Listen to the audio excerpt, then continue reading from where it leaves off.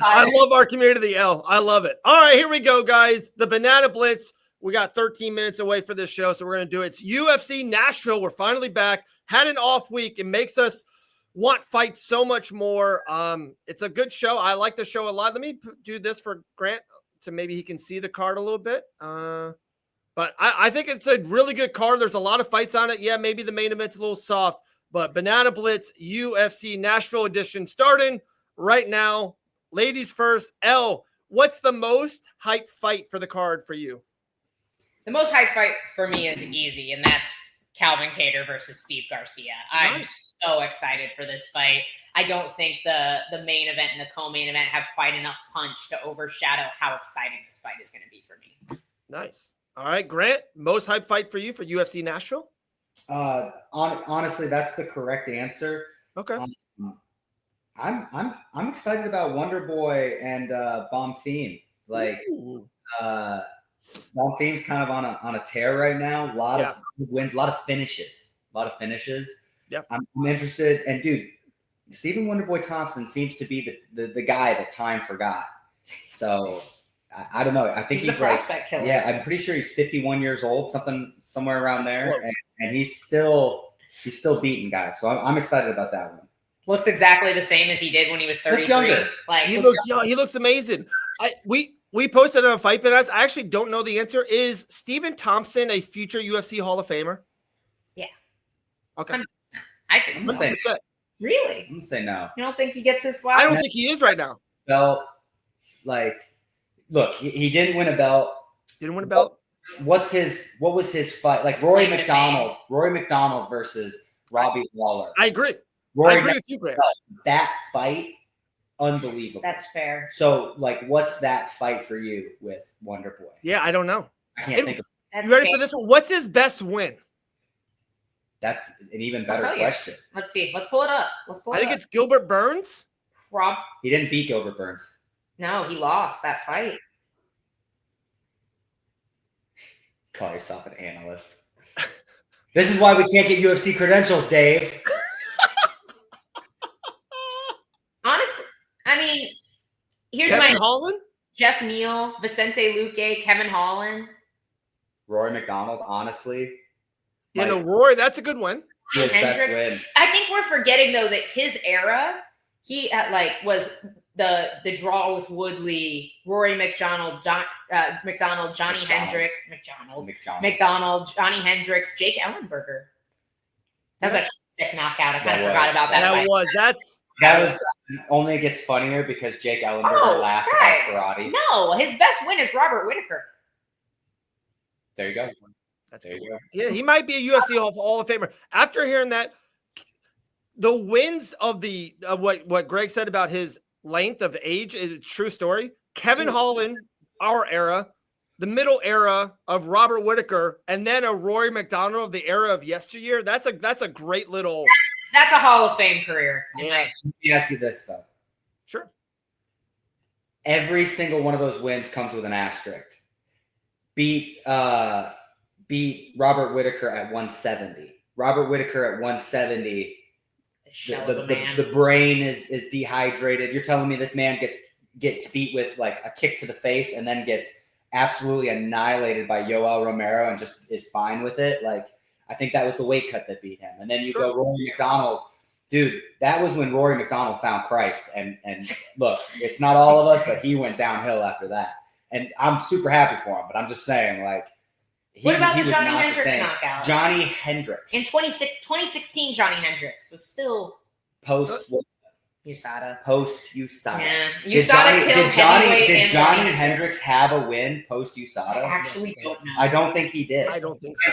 I think it might have been Neil Magny beat him. Oh my gosh. His last win was Hector Lombard in 2017. So he had another post USADA guy. Another USADA killed the heavyweight division and Johnny Hendricks. And Hector Lombard. So my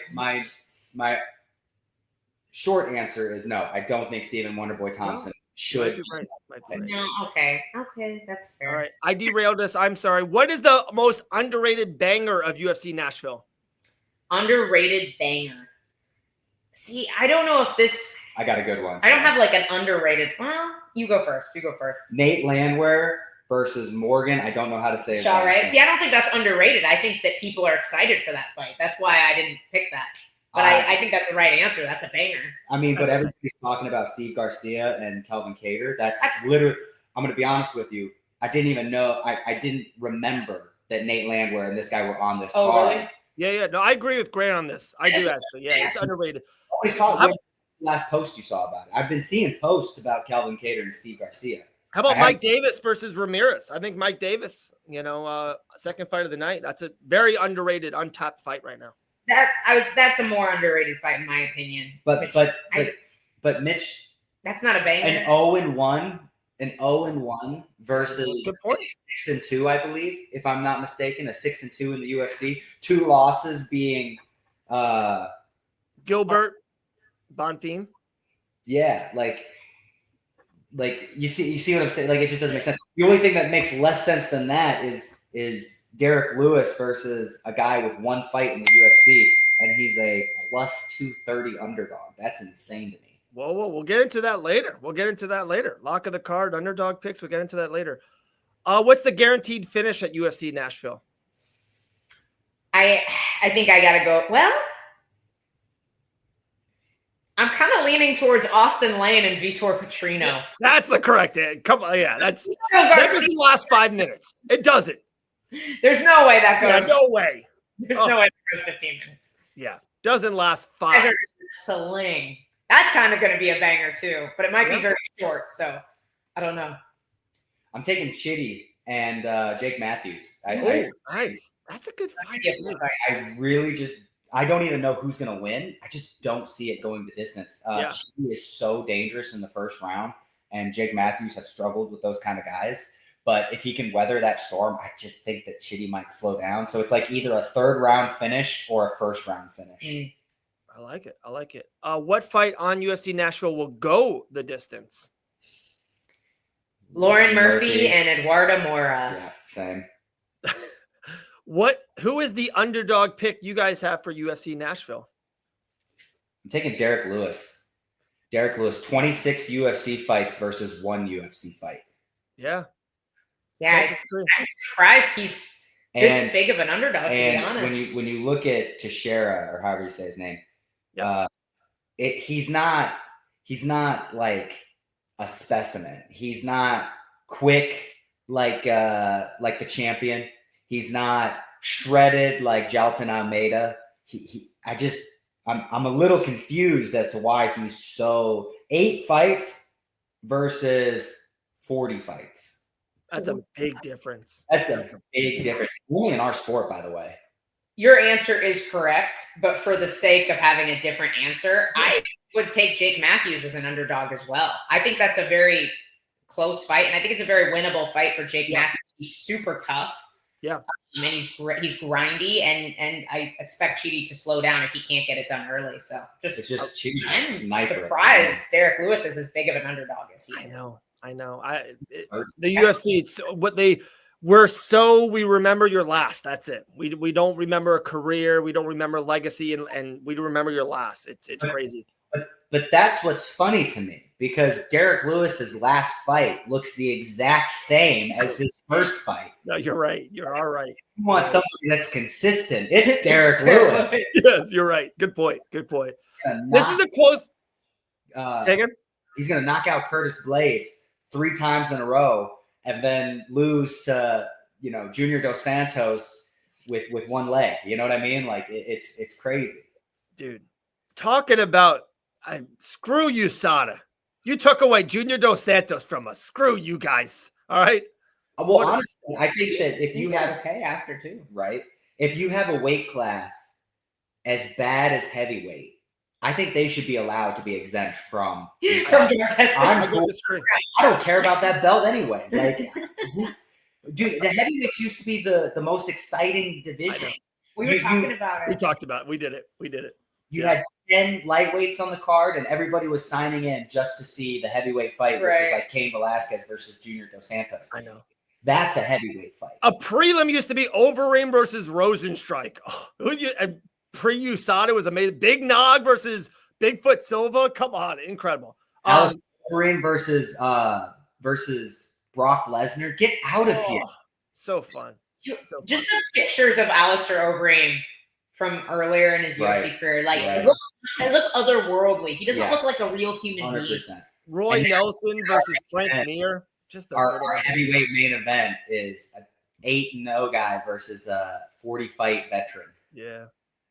It's different. It's just different time, which is crazy because Derek Lewis was in that time too. True story.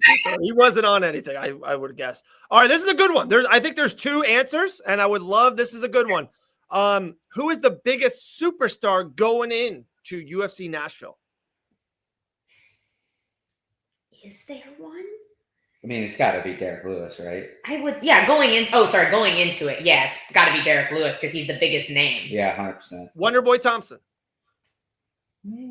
We just established that he's not Hall of Fame worthy, so. Well, I don't think Derek Lewis is a lock for a Hall of Fame as well, but he came out with Jack Black. He's in movies. He's pretty big. He's got a YouTube channel. Big guy. Wonderboy, just throwing it out there. That's fair. Maybe a tie between the two of them. No. If you want Derek Lewis, I don't want to talk you off your pick. I'm just saying I think there's. I feel like legitimate. Okay, worldwide, probably Wonderboy. In the MMA community, probably Lewis. Lewis has a pretty strong cult following. Yeah. Okay. You know? Like who do you think gets asked for pictures more? I bet it's Derek Lewis. Ooh. That's a good one. He's also more noticeable. Remember, the ladies also ask Wonderboy for pictures, not just the guys. Yeah, but dude, there's not a lot of females asking for UFC, at least in my, I don't know, I think it's a guy thing. It's a bro thing. Yeah. Unless you're Wonderboy. Oh, wait. If they're at UFC in New Orleans at the pay-per-view and they both win by first round knockout and there's a meet and greet and it's Derek Lewis or Wonderboy, who has a longer line? Lewis. 100%. Yeah, Lewis. Wow. Okay. That's the answer. So funny. He's such a character. He's funny. He is really funny. He is good. He's good. Okay. Prospect to watch at UFC Nashville. I'm gonna go with Morgan Share. I really like him. I feel like people were super excited about him when he made his debut in Paris. And then he hasn't even been super inconsistent in my opinion. I feel like he's still a really solid prospect, and he's just people just aren't as high on them as I think they should be. And I think he's developing and he'll grow, and I think people will be really high on him again. Respect. Grant Dawson? I mean, it's got to be Gabriel Bonfim to me. That's a good pick. His little brother was such a letdown, which thank God because he's in my sport, my weight class. But I feel like he's the real deal. He's the real deal. I think Wonderboy's going to put up a good fight, and we're going to really get to see how good this guy really is. I imagine that he will pass with flying colors. I like it. 2 left here at Banana Blitz. Who has the most to gain at UFC Nashville? Probably Dawson Teixeira, to be honest. Yes, I agree. Yeah, the undefeated heavyweight. If he knocks out Lewis, he's one away. Oh, yeah, no, 100%. It's so easy to get a title shot at heavyweight. It's so easy to achieve, move your way up the rankings. I feel like this is an easy path to a title shot for him. Not that Derek Lewis is easy, but if he wins, it's... No, I totally agree with you. Totally agree. I'm gonna say Steve Garcia. And it's not so much of a I agree with what she's saying about the heavyweight, but if we just saw a